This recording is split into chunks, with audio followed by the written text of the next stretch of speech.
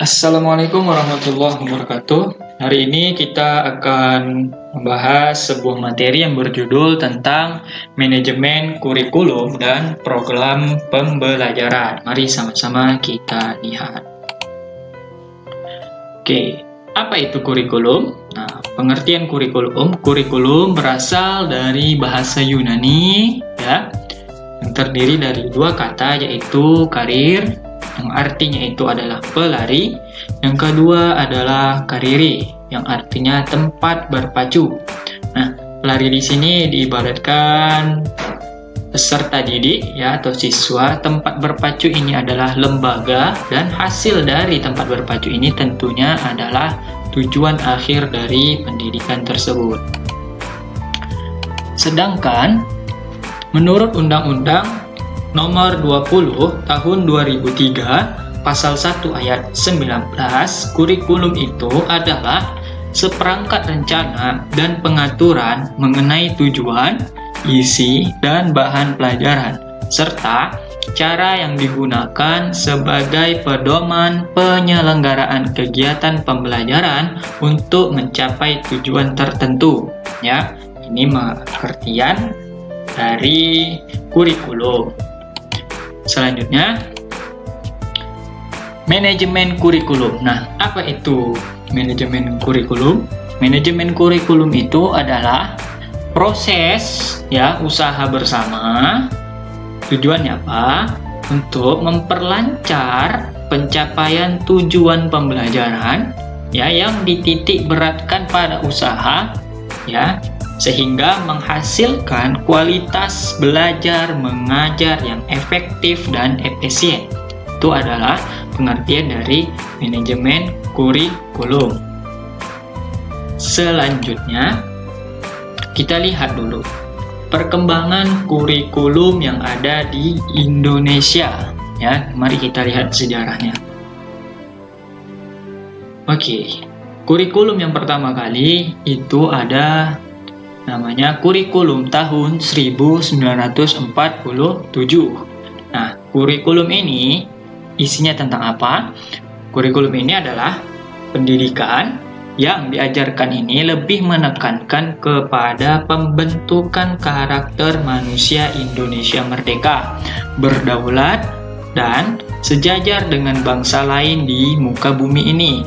Fokus rencana pembelajaran tahun 1947 ini tidak menekankan ke pendidikan pikiran, melainkan hanya pendidikan watak, ya, kesadaran bernegara dan bermasyarakat. Kenapa seperti ini desain kurikulumnya?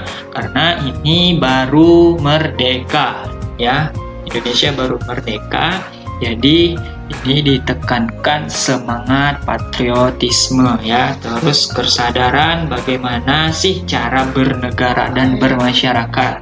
Selanjutnya ada kurikulum tahun 1952. Kurikulum ini merupakan kurikulum penyempurna dari tahun 1947. Kurikulum ini telah merinci setiap mata pelajaran.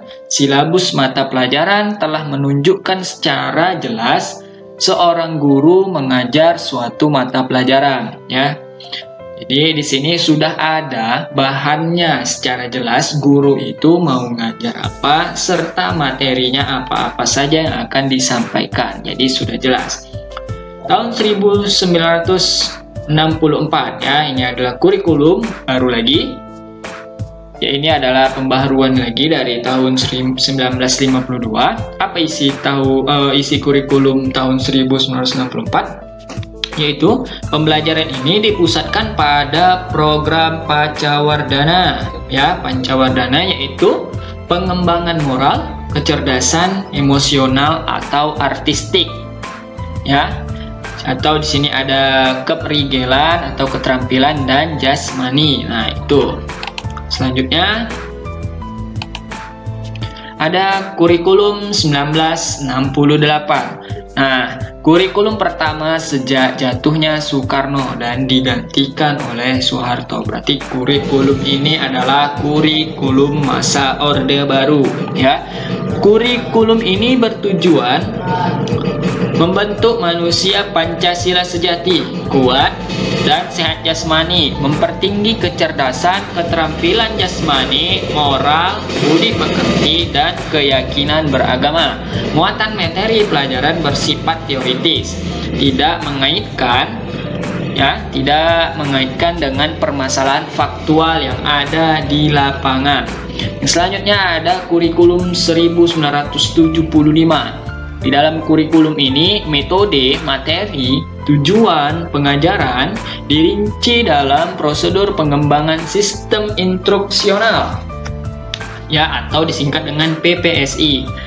Dikenal dengan istilah satuan pelajaran, yaitu rencana pelajaran setiap satuan bahasa. Nah, jadi di sini udah ada rencana dari sebuah pelajaran pada setiap materi-materi yang akan dibahas. Selanjutnya ada kurikulum 1984, atau lebih enak disebut ini CBSA.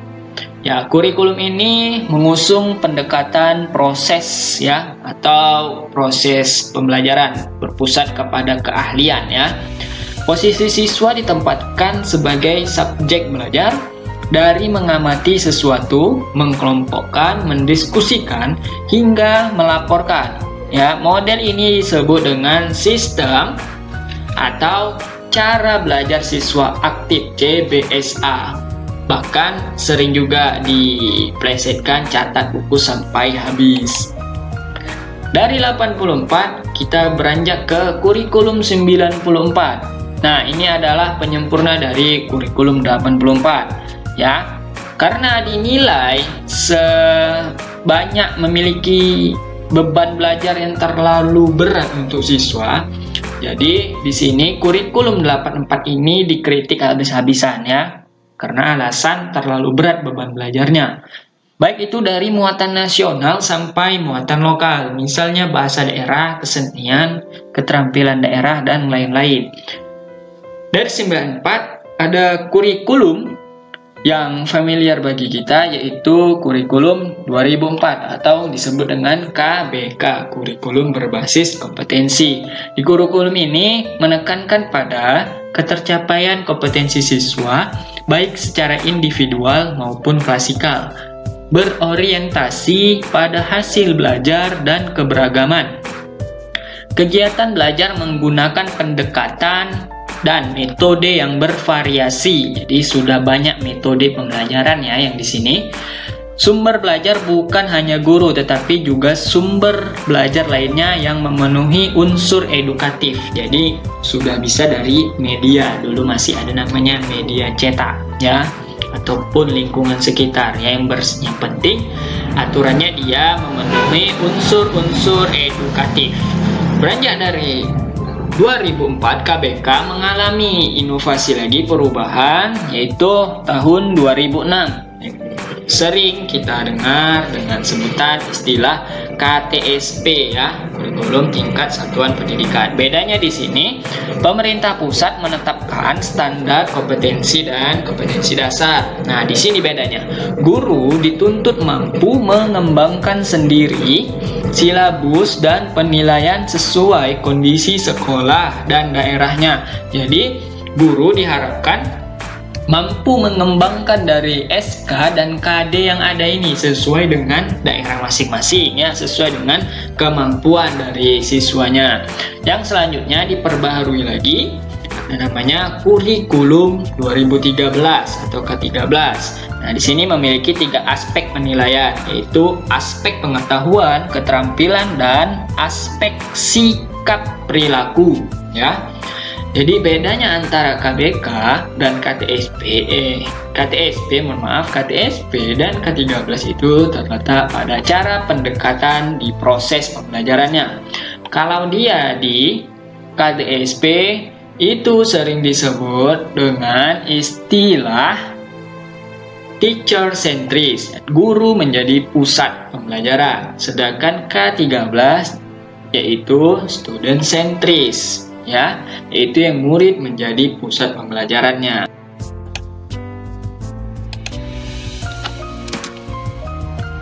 Ini adalah sejarah perkembangan kurikulum yang ada di negara Indonesia. terakhir adalah kurikulum 2013. Bisa jadi beberapa tahun lagi ketika dievaluasi kurikulum 2013 ini tidak dapat mengikuti perkembangan zaman, kemungkinan akan muncul kurikulum baru yang disesuaikan dengan kebutuhan zaman. Yang selanjutnya ada tujuan manajemen kurikulum dan pembelajaran. Yang pertama, tujuan manajemen kurikulum dan pembelajaran adalah pencapaian pengajaran dengan menitik beratkan pada peningkatan kualitas interaksi belajar mengajar. Ya, jadi pada proses KBM-nya itu ditingkatkan. Yang kedua, mengembangkan sumber daya manusia dengan mengacu pada pendayagunaan seoptimal mungkin. Yang ketiga, pencapaian visi dan misi pendidikan nasional. Yang keempat, meningkatkan kualitas belajar mengajar di suatu pendidikan tertentu. Ini adalah 4 tujuan manajemen kurikulum pembelajaran yang harus diperhatikan oleh supervisor. Kalau di sekolah, supervisornya adalah kepala sekolah. Selanjutnya, apa saja sih prinsip manajemen kurikulum itu? Nah, prinsip dari manajemen kurikulum itu ada 5. Yang pertama, produktivitas. Jadi, bagaimana hasil yang diperoleh dalam kegiatan kurikulum itu harus mempertimbangkan prinsip produktivitas dalam kurikulum tersebut. Nah, apabila suatu kurikulum tersebut direvisi kalau tidak sesuai dengan produktivitasnya, maka tidak boleh. Jadi harus disesuaikan kira-kira produktif apa tidak lagi dengan yang ada sekarang ini. Kalau tidak produktif, itu dievaluasi, digantikan dengan yang lebih baik. Yang kedua, ada demokratisasi. Ya, ini pelaksanaan manajemen kurikulum harus berdasarkan pada demokrasi yang menempatkan pengelola, pelaksana, dan subjek pendidik dan tenaga pendidikan maupun peserta didik pada posisi yang seharusnya dalam melaksanakan tugas dengan penuh tanggung jawab untuk mencapai tujuan dari sebuah kurikulum. Jadi di sini disesuaikan pendidik biasa SPDI, sarjana pendidikan Islam, maka harus disesuaikan dengan mata pelajaran yang diampunya. Kalau dia SPD Pendidikan Agama Islam, maka dia harus membawakan materi agama Islam. Kalau dia matematika, harus sesuai dengan bidangnya masing-masing. Yang ketiga, ada kooperatif. Untuk memperoleh hasil yang diharapkan dalam kegiatan manajemen kurikulum, perlu adanya kerjasama yang positif dari berbagai pihak yang terlibat. Jadi, saling bekerja sama dalam mencapai sebuah tujuan Jadi, persaingan yang sehat tidak saling sikut-menyikut, kooperatif. Dan selanjutnya, yang keempat ada prinsip efektivitas dan efisiensi. Jadi rangkaian kegiatan manajemen kurikulum ini harus mempertimbangkan seberapa efektif dan efisien cara-cara yang digunakan untuk mencapai suatu tujuan dari sebuah kurikulum yang ada di sekolah tersebut. Asas ini sangat penting. Dan yang terakhir, yang kelima, mengarahkan visi misi dan tujuan yang ada di dalam kurikulum. Jadi visi misi dan tujuan ini diarahkan. Bagaimana cara kita mengarahkannya? Bisa dari evaluasi yang diadakan di sekolah, baik evaluasi mingguan, bulanan, semester maupun per tahun. Ini adalah prinsip yang sangat penting yang harus ditaati dalam manajemen sebuah kurikulum di lembaga pendidikan. Yang selanjutnya, dalam kegiatan manajemen kurikulum, kira-kira apa sih ya yang harus diperhatikan? Kalau kalian telah menyaksikan video saya yang berjudul 8 Standar Pendidikan Nasional, kalian mungkin sudah mendapat gambaran apa saja yang harus diperhatikan dalam memanajemen sebuah kurikulum, ya. Maka kita perhatikan satu persatu. Yang pertama, jadi ada satuan pendidik itu harus menyusun kurikulum 2013 untuk tingkat satuan pendidikannya. Jadi per jenjang pendidikan ada SD, SMP, dan SMA sederajat. Jadi harus sesuai. Misalnya di SD itu ada yang namanya dia tematik. Nah, dan di SMP itu namanya bukan tematik. Ya, ada di SMA itu namanya udah penjurusan, udah jurusan IPA, IPS, agama, dan jurusan lain-lain. Di SMK sesuai dengan bidangnya masing-masing. Jadi disesuaikan ya dengan tingkat satuan pendidikan masing-masing. Tidak mungkin SD kita buat itu di SMA, SMA di SD. Jadi harus disesuaikan dengan prinsip yang ada. Apa yang harus disesuaikan? Yaitu pertama ada tujuan, isi, metode, dan evaluasi. Ini yang harus dibuat. Ya, ada tujuan pembelajaran, ada isinya, materi-materinya, metode penyampaiannya bagaimana. Setelah terjadi semua ini, selanjutnya dievaluasi. Bagaimana kekurangannya, apa yang perlu ditambahkan, apa yang perlu diubah, apa yang perlu diganti. Nah, seperti itu. Yang kedua, ada kalender pendidikan. Biasanya, kalender pendidikan ini dikeluarkan oleh tingkat dinas ya, kabupaten kota ya, per setiap semesternya. Jadi ini adalah contoh dari kalender pendidikan. Nanti masing-masing sekolah dapat merubah dan menambahkan ya kegiatan-kegiatan apa saja yang ada di sekolah tersebut. Yang tidak boleh diubah adalah yang telah ditetapkan, seperti hari libur ya, pembagian raport. Selanjutnya ujiannya kapan, ujian akhir semester, PTS ataupun PAS. Nah itu, jadi kegiatan-kegiatan lain itu dapat ditambahkan, disesuaikan dengan kegiatan-kegiatan yang ada di satuan sekolah masing-masing. Oke, yang ketiga ada program pembelajaran. Ya, program pembelajaran ini harus dievaluasi. Kira-kira dalam proses KBM-nya efektif atau tidak ya, seberapa efektif, seberapa persentasekah siswa tersebut paham dengan materi yang disampaikan atau tidak. Nah, seperti itu. Apakah pembelajarannya tersebut materinya itu terlalu berat ataukah materinya itu terlalu gampang untuk dimengerti ya, jadi harus diseimbangkan, jangan semuanya itu susah dan juga jangan semuanya terlalu mudah. Selanjutnya ada penilaian pembelajaran. Penilaian ini meliputi 3 hal. Yang pertama, penilaian dilakukan oleh guru, penilaian yang dilakukan oleh lembaga, penilaian yang dilakukan oleh pemerintah. Kalau guru berhak menilai peserta didik itu dari KI 1 sampai KI 4. Ya, KI 4. Apa itu? Yaitu spiritual, sikap sosial, pengetahuan, dan keterampilan. Ini dapat dinilai, penilaiannya secara autentik, dapat dipertanggungjawabkan. Selanjutnya ada penilaian dibuat oleh lembaga, itu penilaian tengah semester dan penilaian akhir semester. Ada penilaian yang dibuat oleh pemerintah, ada ujian nasional, ada ujian akhir sekolah atau ujian akhir madrasah. Nah, jadi ini adalah penilaian-penilaian yang harus diperhatikan dalam manajemen.